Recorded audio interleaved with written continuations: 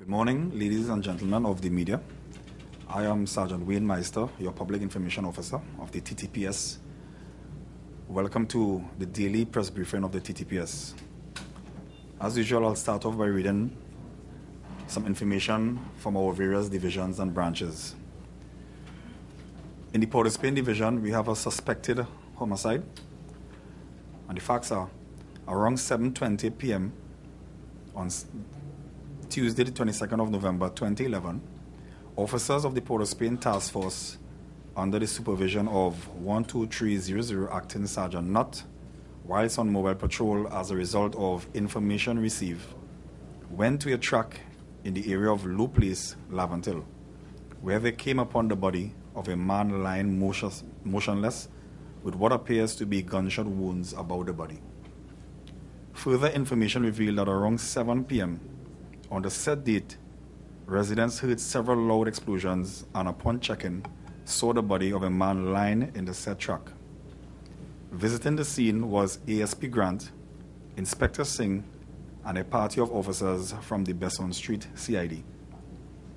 Dr. Adik examined the body and pronounced the victim dead and ordered its removal. The man has been identified as Marcus Sidney, age 40, of Loop Place, Picton Road, Laventille. Investigations are continuing. And there was an exercise in the Northern Division. During the period 9 a.m. and 4:10 p.m. on Tuesday, 22nd November, officers of the Arima CID, along with the Northern Division Task Force and a uniform section, assisted by the K9 units, conducted an exercise in the Maturita Trace extension and arrested a total of 11 persons, the ages ranging from 20 years to 39 years. And the offenses were possession of marijuana. 7 of those persons are assistant police officers re outstanding warrants. Police also seized 2 16-gauge shotguns and 22 rounds of 16-gauge cartridges, which were found in some bushes of Maturita Trace. No one was arrested for that seizure. The exercise was spearheaded by Senior Superintendent Abraham and supervised by Superintendent Bullen, Acting Inspector Sicharan, Sergeant Samuel, and Corporal Lewis. That is the end of your news brief. I now open the floor for any questions that you may have.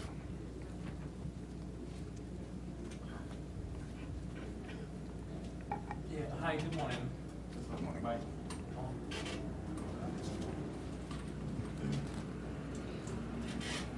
Akil Simon, Trinidad Express newspaper. I want to find out what is the police's policy in terms of when you have like victims of sexual offenses. I mean, who may have fled their attacker and may be nude, and come to seek assistance at the police station. What's the policy regarding that? Well, first I can tell you, we at the TTPS, we have what you call a one-door policy, and which simply states that any member of the public can go to any station and make a report regardless of where the offense was committed. So that's one of our main policies in relation to reports being made. It doesn't matter what offense it may be. It doesn't matter what district. You go to the code. All right, Sergeant, in relation to that question, now we're trying to find out if, in response to the rape that took place, that the woman tried to report at the Mova police station and was turned away, we would like to find out, well, she was turned away based on the fact that she was naked. And we want to know what's the policy on that, because, at the end of the day, she was a victim trying to report an offense. An officer came out, was made aware of the situation, yet she was turned away. Is any disciplinary action going to be taken against that particular officer? All right, well, let me just give you an update on that situation. Our information is that the report of that said event, of the rape, is engaging the attention of the Belmont police, who visited the scene with the victim.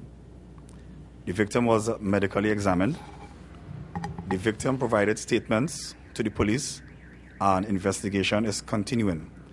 With respect to the report of the officer at the Mova station, well, reports were submitted by the officers, and A disciplinary officer has been assigned to investigate the matter. Arrangements are being made today by the disciplinary officer to meet with the victim to, get necessary information in relation to the allegations. So, police officers, of course, the disciplinary officer will conduct investigations, and if, based on investigations, certain actions will be taken. All right, in the interim, while this investigation is going on, will the officer be reassigned? Will he be taken off from frontline duty? Or can you tell us what's going to happen to him in the interim while the investigation is going on? Well, the officer will still be on active duty pending the investigations. So in this case, I'm asking you not to speculate. Was he wrong in his approach and how he handled the matter? If it is in fact true that she was turned away on the fact that she was naked and refused entry into the station or assistance? Well, I wouldn't want to comment on that matter, seeing that it's a matter under investigation, and the investigations will bring out what really happened. The officers of the police service are supposed to protect, serve with pride. That's your motto, right? So why does an officer who is on duty, or maybe even off duty, turn away a citizen who is seeking assistance at a police station? Why does he would do that? As I said before, we have a one-door policy where victims can go to any station to make a report, and it is the responsibility of persons at the station to record such reports and to make the necessary investigations into matters. Of course, we will not condone the breaking of any policy that the TTPS, which we have adopted, but we want to let our citizens know that we have a one-door policy, and they are in their right to go to any station to make any reports. And we as the police service, we have a responsibility to engage those reports and investigate them. Will you agree, with me that based on the allegation where the young lady said she was turned away, that this open door policy that you speak about, a one-door policy. One-door policy, sorry, may have been breached somewhere or the other, and are you able to say, is it a constable we are speaking about that would have allegedly turned this woman away? Well, as I said, the matter was referred to the disciplinary officer, and based on his investigation, his investigation will determine whether there was a breach in the policy. In your view, you just spoke about this one-door policy, right? There's an allegation, but I want to get it from you, not the investigator. In your view, would you agree with me that there may be a breach of that particular policy? As I said before, I wouldn't be able to comment because it's an investigation, and it will be very premature of me to comment on a matter that is on investigation. So we await the results of the investigating officer. Do you have any updates regarding the investigation into the killing of 3 Santa Cruz men and the wounding of 3 others? How long is that? Is that probe still going on? My information is that the investigation has been completed and a file is being prepared for an inquest into that incident. We gave those updates yesterday. Well, as you would have seen on the news, 2 of the suspects were charged. 1 was released pending inquiries. Is the matter going for an inquest in relation to the deaths of the other 3 men? What's the status of that investigation? That investigation is ongoing. We are yet to get an update. All right, Sergeant, I know perhaps this is just a quick question to find out if you have any updates on the matter regarding RoboCop. He was held again. Any information on that? Mr. Selwyn RoboCop Alexis, our information is that he's assisting the police on inquiries at this present time. Relative to who? What type of inquiries? Well, I cannot comment further on that issue, but he's assisting police on inquiries, and we'll have an update for you as soon as we get that information. All right, and with regards to PC Maynard's death, you all said that the file had gone to the DPP for direction. Have you all received any word yet on what that direction might be now? Nothing. With regards to Nothing as yet. My information is that the file hasn't reached DPP's office. I spoke with someone in that office. All right, but our information, the file is at the DPP office. What's the status regarding the investigation into the death of the lady who was, what's her name again? You remember?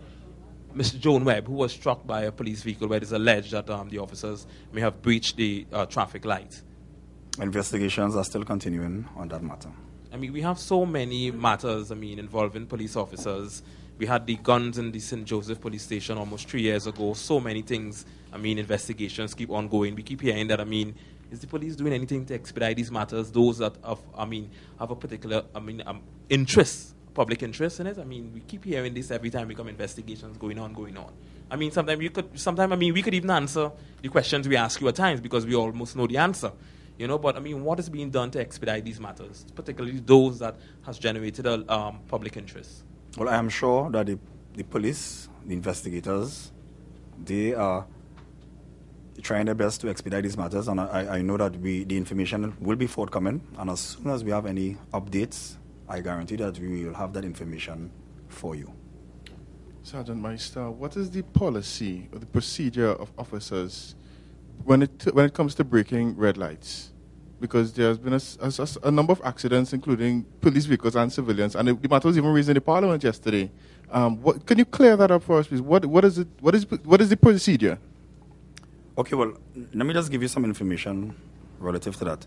And I'm quoting from Section 38, subsection 19 of the Motor Vehicle and Road Traffic Regulations.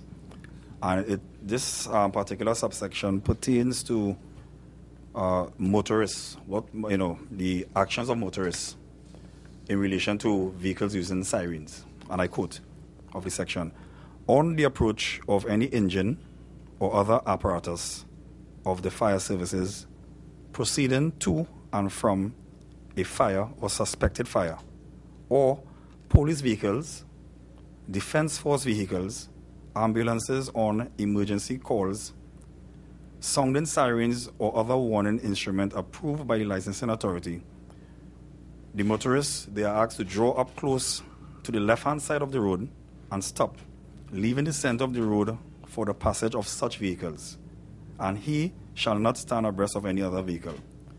I want to say too that the police service will not condone the indiscriminate use of the siren by police officers in marked or unmarked vehicles. What I can say, in that event, in a case of emergency, police officers who are using sirens in the event of an emergency will have to proceed with extreme caution, given consideration to other road users using the road. So it's not a case of the police have the authority to break any traffic light, but we must exercise extreme caution on emergency circumstances. And Sergeant, if they don't exercise extreme caution, which leads to death and injury of civilians on the roadway, what then? Well, in the event of a police officer driving a police vehicle and is involved in a vehicle accident, should investigations reveal that there was a breach of the Motor Vehicles and Road Traffic Act and regulations, the relevant charges will be preferred against that particular officer. But how long would it take for charges to be laid against the relevant officer? Because many citizens are saying that, again, and in relation to my colleague Akil's question before, so many investigations of police officers for alleged misconduct and wrongdoing, and it's taking forever and a day and a million years for any sort of result to come out of these investigations. A lot of citizens are saying it's just going to be another cover-up by the service. Code of silence is maintained. No justice. How do you respond? I understand your concerns. I understand the concerns of the public, but I assure you that proper investigations involving police officers in relation to events like these will be conducted. And as soon as we have that information as a result of the investigation, the necessary action will be taken. We'll take one more question. I'm picking up a bit of a theme here from my other colleagues in the press, that if things actually happen in Trinidad and Tobago, they don't feel it's going to be properly investigated. In light of this state of emergency, apart from low-level criminals, what about the people who fund all of the crime or all of the drug running which happens here? What's being done to adequately go after them? Let me inform the public that the TTPS is committed in relation to investigations, and all matters pertaining to investigations will be investigated thoroughly. Is that it? That's it? The matters will be investigated thoroughly. Just quickly and finally on the topic of going back to the vehicles, I mean, it would be unfair for us just, single out the police. I mean, in some of these reckless driving on the roadway, we have other members of the protective services. I mean, particularly the prisons, amalgamated security, when they're transporting prisoners. They drive in a reckless manner on the roadway, expecting you as a motorist to immediately pull to the side, as well as you have the prisons as well too. I mean, there was a situation where a woman was almost knocked down at the Mount Hope intersection because of a prison's vehicle was proceeding in the opposite direction. Right? He's supposed to be proceeding west. He was on the other lane, on the eastbound lane, and almost knocked the woman down. I mean, what's the situation regarding that? We see this on numerous occasions, approaching intersections, and these vehicles just, abuse, the road rules, I know in a state of emergency, they are invested with powers to go up, in one-way streets, etc. But out of that, we see on a daily basis that on approaching intersections, they go the other direction, and to me, there's really no need for that. You know what I mean? So, what do you have? What could you tell these other members of the protective services? That could desist them from doing this, because people have been injured and people are going to be injured, as well as the prisoners on board of these vehicles. Their duty is to protect these persons as well and themselves. So, what do you have to say regarding that? I'm almost sure that you may have yourself witnessed and seen these things happening on a daily basis. What we can let the members of the public know is that a siren is not a license for any emergency vehicle to break a traffic light or to use the road in an indiscriminate way. We expect our emergency vehicles, in the event of emergencies, when using a siren, to proceed with extreme caution and give consideration to road users. Okay, thank you very much, ladies and gentlemen. We have come to the end of our TTPS daily briefing. I just want to let you all know, as I leave, be responsible and be a law-abiding citizen. Thank you very much. See you tomorrow.